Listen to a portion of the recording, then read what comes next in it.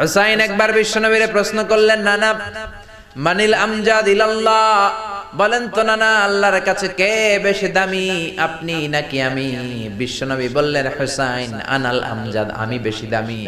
হুসাইন বলল, নানা জি আমি মানি না, আনা লা ওয়াফিক, আমি মানি না নানা। কেমন করে আপনি আমার চাইতে বেশি দামি হন? আপনার চাইতে আমি বেশি দামি। বিশ্বনবী বললেন, হুসাইন আমি হলাম নবীদের নবী, আখির নবী বিশ্ব নবী, আর তুমি হলা আমার উম্মত, তোমার চাইতে আমি বেশি দামি। হুসাইন বলে, নানা জি আপনি ভুল বললেন, আপনার চাইতে আমি হুসাইন বেশি দামি। সুবহানাল্লাহ কইবেন না? বিশ্বনবী বললেন, কাইফা যালিক, কেমন করে এটা? হুসাইন বলল, নানা জি তাহলে বলেন তো আপনার আব্বার নাম কি? বিশ্বনবী বললেন, আমার আব্বার নাম হলো আব্দুল্লাহ। কি নাম? হুসাইন বলেন, আনা খালি আব্দুল্লাহ, লাইসা ক্বাবলাহু ওয়ালা বা'দাহু শাই।